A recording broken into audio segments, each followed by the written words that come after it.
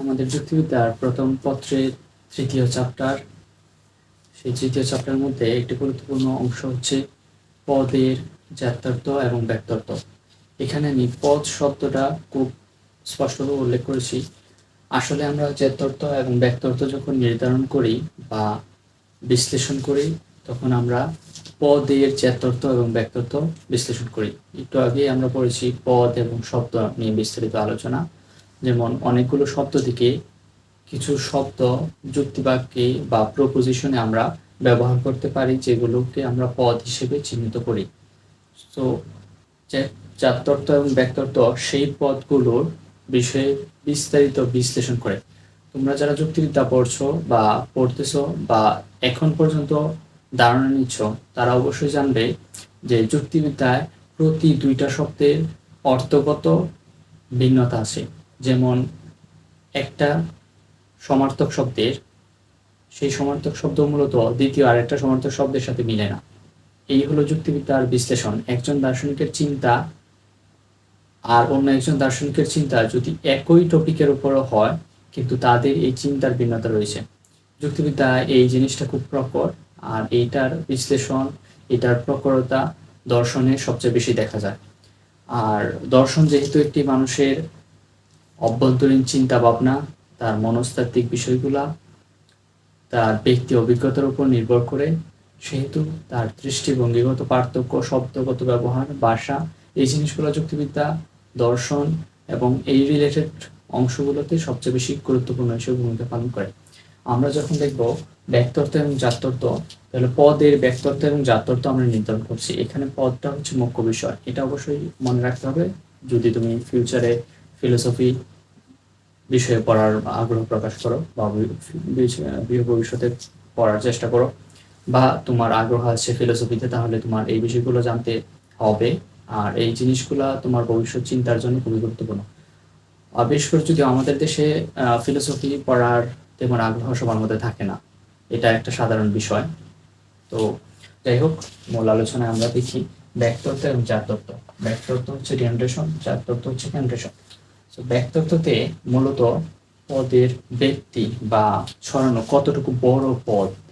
পদ এখানে বস্তুবাচক পদ হতে পারে, ব্যক্তিবাচক পদ হতে পারে। তো এর আগে আমরা পড়েছি উদ্দেশ্য পদ, বিধেয় পদ।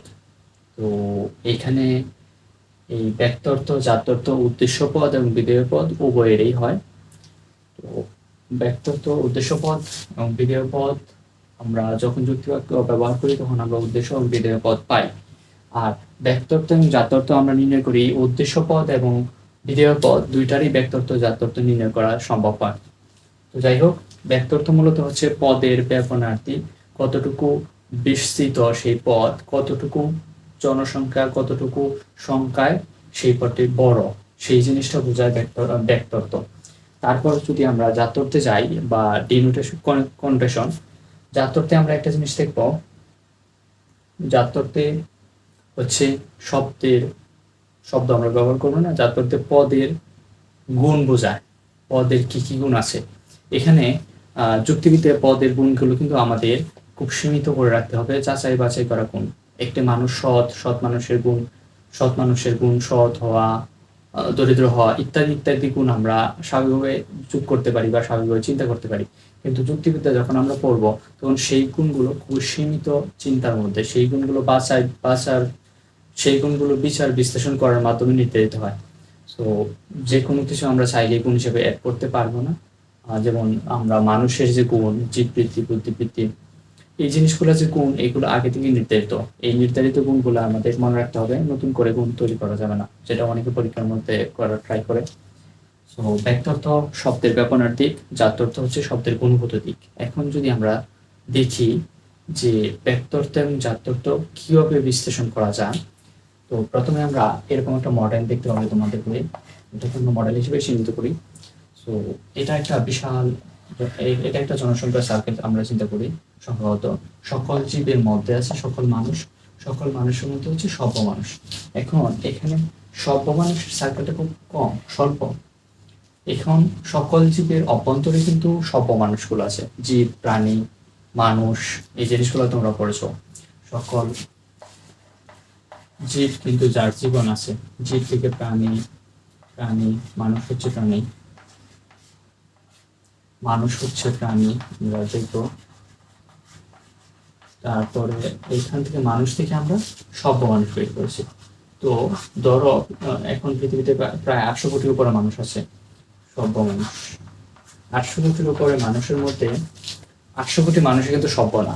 800 কোটি মানুষের মধ্যে আমরা যদি কল্পিতভাবে চিন্তা করি 200 কোটি মানুষ সভ্য বা 400 কোটি মানুষ সভ্য, এখানে 800 কোটি মানুষ আমরা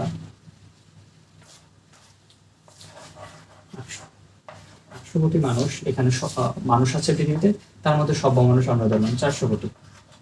তো এই 400 কোটি মানুষ, 800 কোটির মধ্যে 400 কোটি ইনক্লুডেড, এখানে সভ্য মানুষ ধরলাম 400 কোটি। তারপরে মানুষ আছে 800 কোটি। তারপরে সকল জীব যখন দেখবো আমরা, তখন যাদের জীবন আছে তারাই জীব। তো এখন মানুষ শুধু তো আর এখানে নাই, এখানে জীবের সাথে অন্যান্য জীব, প্রাণী, জীব আছে, প্রাণী আছে। এগুলো যদি আমরা অ্যাড করি, ধরো 20 লক্ষ কোটি মনে হয় আমাদের বই দেওয়া আছে, 20 লক্ষ কোটি। যাই হোক, তো এখানে এই হলো ব্যাক্তত্ব। ব্যাক্তত্ব হচ্ছে পদের বিস্তৃতির দিক। এখানে যখন আমরা সকল জীবকে, যখন আমরা সকল জীবের ব্যাক্তত্ব বের করব, তখন আমরা দেখবো সকল জীবের ব্যাক্তত্ব প্রায় 20 লক্ষ কোটি বা তার থেকেও বেশি, একটা আনুমানিক সংখ্যা আমরা ধরে নিচ্ছি। তারপরে আমরা দেখবো সকল মানুষ। সকল মানুষ উদ্দেশ্য এবং বিধে যে কোনো পদে ব্যবহার হলে সকল মানুষের ব্যাক্তত্ব যখন আমরা যাচাই করব, তখন দেখবো সকল মানুষের জনসংখ্যা প্রায় 800 কোটি প্লাস। তো তারপরে সকল মানুষ থেকে আমরা সভ্য মানুষ দেখবো। সভ্য মানুষ, সব মানুষের জনসংখ্যা কিন্তু 800 কোটি নয়, তারও কম। তো সকল মানুষের অভ্যন্তরে সভ্য মানুষ। আবার যদি সকল মানুষ থেকে আমরা চিন্তা করি বাংলাদেশি মানুষ, বাংলাদেশি মানুষ যদি আমরা চিন্তা করি, বাংলাদেশি মানুষ প্রায় 18 কোটি বা 20 কোটি, এখন যতটুকু আছে, কিন্তু 800 কোটির মধ্যেই। তো এই হলো পদের ব্যাপনের দিক বা ব্যাক্তত্ব। তারপরে যদি আমরা জাতত্বে যাই, তাহলে জাতত্ব হচ্ছে পদের গুণগত দিক। জাতত্ব যদি আমরা ব্যাখ্যা করি, তাহলে আমরা দেখবো একটি পদের কি গুণ আছে। পদ, আবার বলি, পদ হচ্ছে যুক্তবাক্যে ব্যবহৃত হয়েছে যে শব্দগুলো, সেগুলো হচ্ছে পদ, উদ্দেশ্য পদ এবং ক্রিয়ার পদ। তো পদের যে গুণ আছে সেই গুণগুলো যদি আমরা দেখি, তাহলে আমরা বুঝবো আসলে জাতত্ব কি। জাতত্ব যদি আমরা দেখি, মানুষ একটি পদ, যেমন আমরা সামনে করতে পারি সকল মানুষ। সকল মানুষ, মানুষের দুইটি গুণ আছে। তো মানুষের দুইটি গুণ, জীব বৃত্তি, প্রতিবৃত্তি। মানুষের দুইটি গুণ আছে, যে প্রতিবৃত্তি। এখন যদি আমরা মানুষ থেকে দেখি দার্শনিক, এখানে আমরা আরেকটু উদাহরণ অ্যাড করবো। আসলে উদাহরণটা অ্যাড করলে সরাসরি দার্শনিক। দার্শনিকের 3টি গুণ আছে। তাহলে আমরা আবার একটি দেখি, আমরা অর্থযুক্ত বাক্য ব্যবহার করবো না, সকল মানুষ হয় দার্শনিক।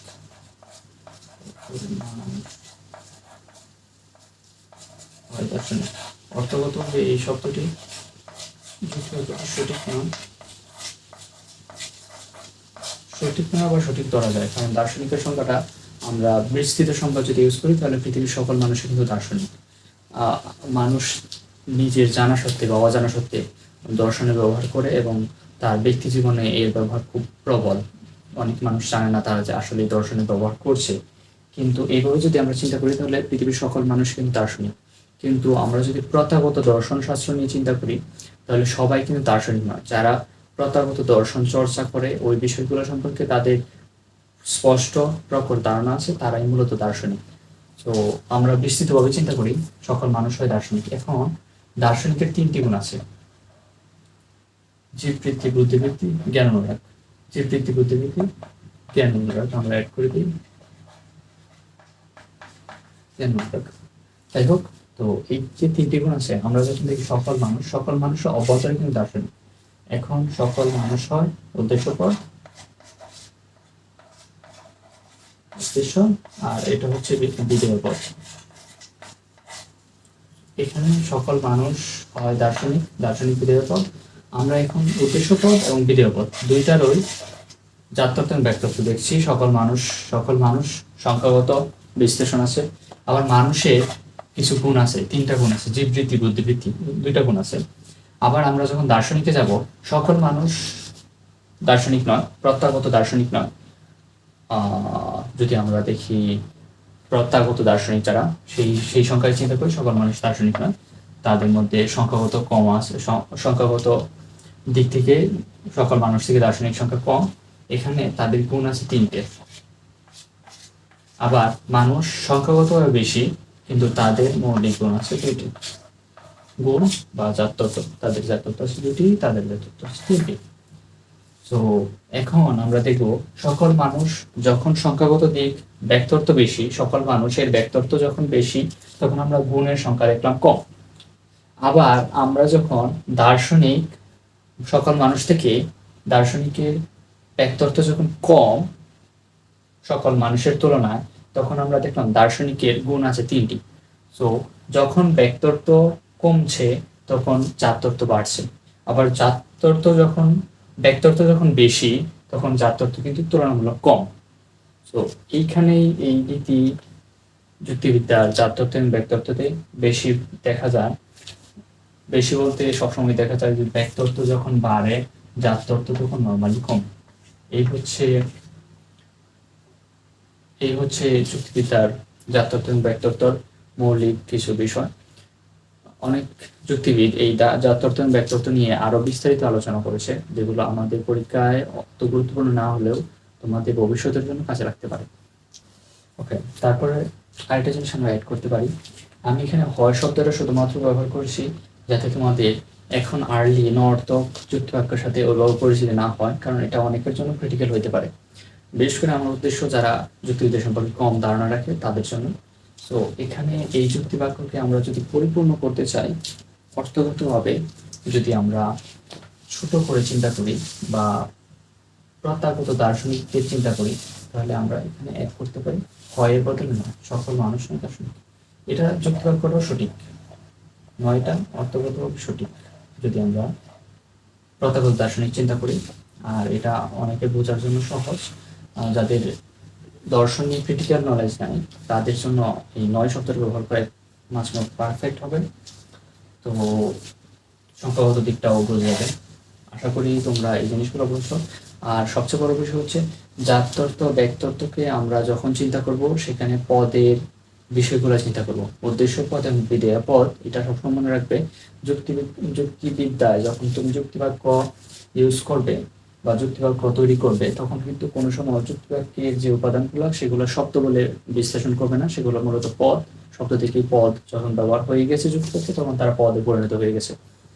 তো এইগুলো মনে রাখতে হবে। আর জাত্যর্থ ব্যক্তত্ব, আমি আবার বলি, জাত্যর্থ ব্যক্তত্ব যখন আমরা নির্ধারণ করি, আমরা মূলত পদের জাত্যর্থ এবং ব্যক্তত্ব নির্ধারণ করি যে পদগুলা যুক্তিবাক্যে অলরেডি ব্যবহার হয়ে গেছে।